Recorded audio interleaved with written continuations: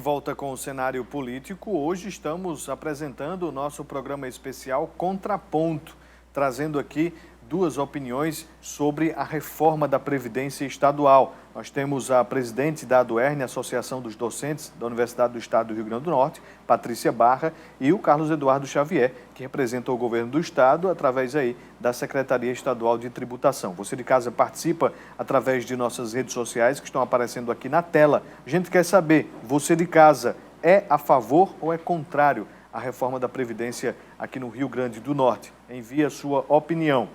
A governadora Fátima Bezerra, ela afirmou nesta terça-feira, em entrevista coletiva para a prestação de contas das ações da administração estadual e também a atualização dos dados da pandemia da Covid-19, que é preciso reforçar o chamamento à responsabilidade da sociedade e dos gestores municipais para evitar um retrocesso na melhoria da situação da pandemia e autorizou a reabertura de galerias e shoppings sem ar-condicionado a partir de amanhã, quarta-feira. Estão autorizados a funcionar centros comerciais, shopping centers, galerias, estabelecimentos de tamanho superior a 600 metros quadrados com porta para a rua.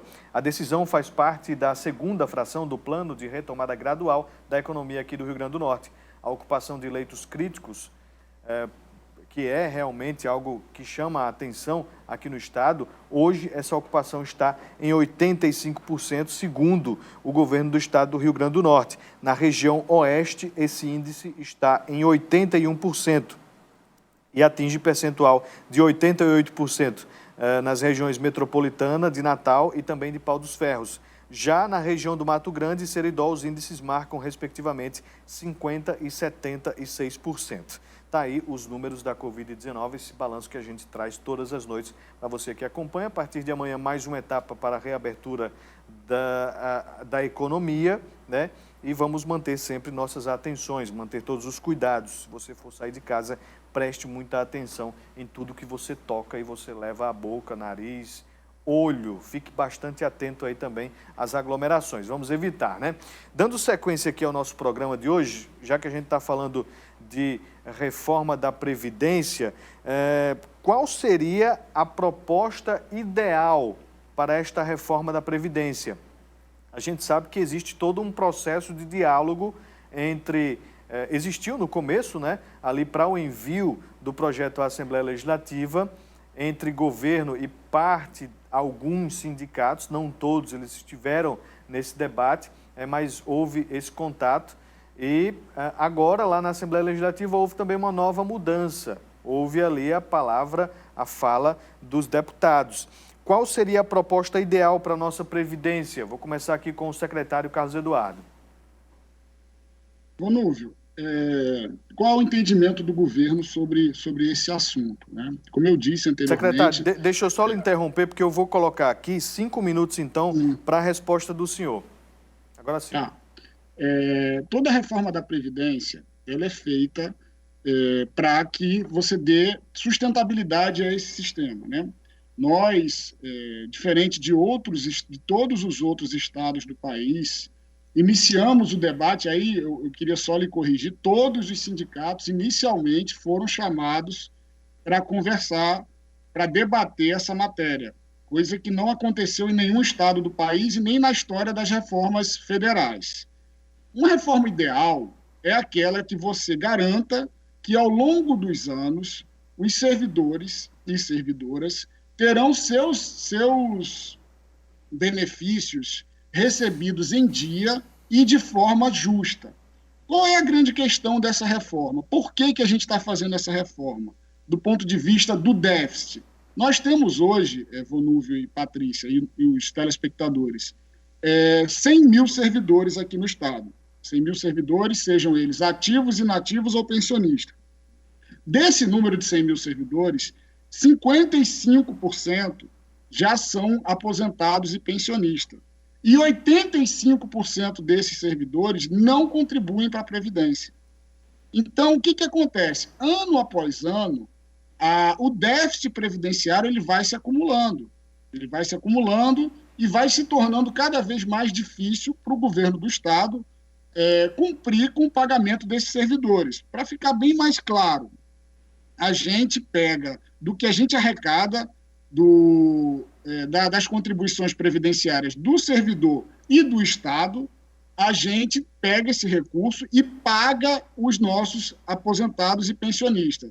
Todo mês, essa conta fica faltando 150 milhões de reais. O que a gente está propondo nessa reforma que a gente acha que, do ponto de vista previdenciário, ela é justa, ela traz o conceito de justiça social para essa proposta.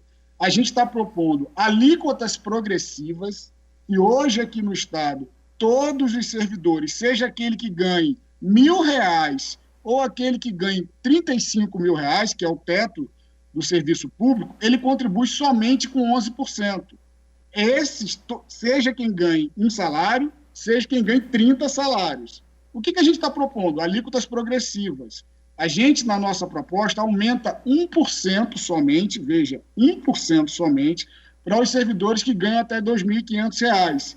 E vamos crescendo essas alíquotas por faixa até chegar a 16% na última faixa. Então, nós temos aí, para quem ganha um salário acima de R$15.000, um aumento de 5 pontos percentuais, enquanto quem ganha R$2.500 vai ter um aumento somente de 1%. A outra questão, que é muito contestada pelos sindicatos, mas que, infelizmente, devido a esse quadro de déficit absurdo que nós temos hoje, a gente precisou tomar essa medida, é a redução da faixa de isenção dos inativos. Hoje, nós temos aqui no Estado uma faixa de isenção de R$6.000. O que está sendo proposto e o que foi alterado por uma emenda de bancada na Assembleia Legislativa? A gente mandou o texto para a Assembleia Legislativa com a faixa de isenção reduzindo para R$2.500. Ou seja, aquele servidor que ganha até R$2.500 continua isento e aquele que ganha mais do que isso vai contribuir com valor que extrapole esse limite. E dentro da Assembleia Legislativa, esse limite foi para R$3.050, ou seja, 3 salários mínimos. Então, a gente quer com isso o quê? Que mais pessoas, mais servidores contribuam para o sistema deles próprios. É importante fazer com que todos contribuam para que a gente reduza o déficit ao longo dos anos. Outras questões que a gente, agora fazendo um comparativo com o que foi aprovado em âmbito federal, a gente reduz, por exemplo, a idade das mulheres. Lá foi aumentado de 55 para 62 anos. A nossa proposta aqui vai só até 60 anos. Pleito dos sindicatos que a gente acatou em nossa proposta. Trazemos regras de transição que vão efetivamente beneficiar os servidores ativos. Então, nós colocamos regras no nosso texto que vai reduzir o tempo de aposentadoria em comparação com as regras novas. As regras de pensão também, nós damos opção ao servidor, à família do servidor falecido. 30 segundos para eu fechar o raciocínio. Perfeito. A regra de pensão ela também não é tão dura como a que foi aprovada pelo governo federal. E, entre outras coisas, a questão da idade, já falei, tempo de contribuição. Então, são regras que a gente precisa tornar elas mais rígidas, mas a gente não chega ao ponto que chegou as medidas do governo federal do ponto de vista de regras atuariais. Ok, obrigado, secretário, pela resposta. Marcamos aqui 5 minutos e meio. Vamos com a Patrícia Barra, presidente da ADUERN, sobre este questionamento. Qual seria, então, a proposta ideal, tendo em vista que, segundo o próprio governo do Estado, existe aí uma exigência do governo federal para essa imposição, né, de aprovar a reforma da Previdência. Qual seria a proposta ideal, Patrícia Barra? 5 minutos. Se existe uma proposta ideal, com certeza não é essa do governo. Não tenho a menor dúvida de dizer. Vou começar questionando a obrigatoriedade. A emenda constitucional 103, ela tornou a reforma da Previdência obrigatória para os servidores federais do regime geral. E ela deu parâmetros para quando os estados fossem fazer suas reformas, utilizassem esses parâmetros. O governo se utiliza de uma portaria ministerial para dizer que está sendo obrigado. Mas obrigado é o governo pagar salário em dia, porque isso é constitucional.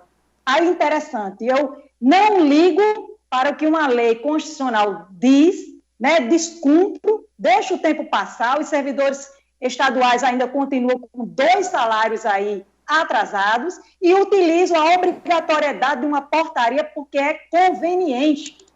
Uma portaria que é altamente questionada judicialmente, porque interfere na autonomia do Estado, mas não é interessante para o Estado pensar sobre isso nesse momento, porque é muito melhor comprar o discurso de que está fazendo alguma coisa que está fazendo por obrigatório. E essa reforma ela é altamente injusta. Se a gente comparar com a reforma federal, né, a gente observa que na reforma do Estado do Rio Grande do Norte, a penalização é para os que ganham menores salários. Vou dar um exemplo, né? Na reforma federal, a alíquota começa de 7,5%. Aqui no governo, a gente já começa com 12%.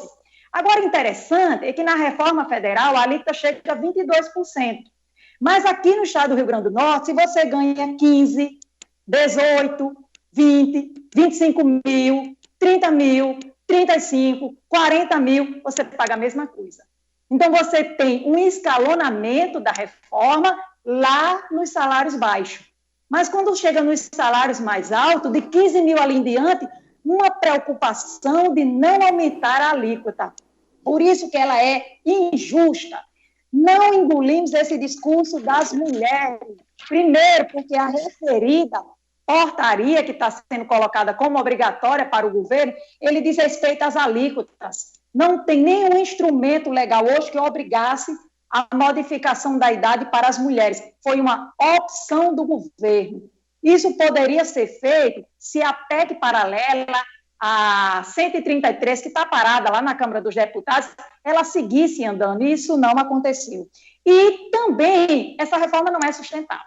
Porque, veja só, né, para a gente começar a questão da sustentabilidade, o próprio governo diz que, mesmo com a reforma, não vai resolver o déficit previdenciário. Ele mesmo diz. E interessante é que a citada portaria, que é colocada como obrigatória, né, ela diz que o prazo é até 31 de julho, mas ela diz que essas alíquotas devem ser utilizadas, se comprovadas, por cálculo, que elas vão resolver o déficit previdenciário. Então, você não tem a comprovação de que isso vai resolver, mesmo assim existe um problema. O que é que nós temos hoje? Nós temos hoje um problema porque houve saques consecutivos no fundo previdenciário.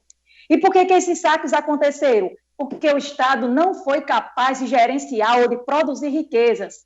E aí o que é que a gente pergunta? O que é que o governo do Estado está fazendo para aumentar a arrecadação? Né? O que é que ele tem além da reforma da Previdência? O que é só a reforma da Previdência que vai gerar recursos para o Estado? Outra coisa interessante, a reforma da Previdência, ela vai aumentar as alíquotas para os servidores. Mas hoje nós temos que, para cada contribuição do servidor, você tem aí, triplicada aí, você tem 2 vezes aquele valor adicionado para que o governo entre com a sua contrapartida. Aumenta-se a alíquota dos servidores, mas não aumenta-se na mesma proporção a contribuição do Estado. Nitidamente mostrando que essa reforma ela é só uma alternativa para obter recursos em cima dos servidores. Se hoje nós temos um déficit previdenciário, se nós temos aí um desequilíbrio entre ativos e aposentados, e é isso que o governo diz, por isso que existe um déficit, e na verdade existe um déficit porque houve um saque indevido aí aos recursos de uma previdência que até pouco tempo era superavitária, mas a gente não tem, do mesmo momento, o empenho de equipar humanamente esse Estado. Vai resolver o problema só aumentando as alíquotas? Mas esses servidores, se a gente não fizer renovação desse quadro, não vai todo mundo se aposentar? Cadê os concursos? Cadê? Em vez disso, o que é que o governo investe hoje? 30 segundos para a senhora concluir o raciocínio. Em terceirização. Cresce o número de terceirizados no estado do Rio Grande do Norte, que em nada contribui para o sistema previdenciário, além de trabalharem de forma muito mais precária do que os servidores que são concursados. No próximo bloco, a gente volta com réplica dessa questão trazida agora no segundo bloco do Cenário Político TCM especial Contraponto. Não sai daí, já já a gente volta.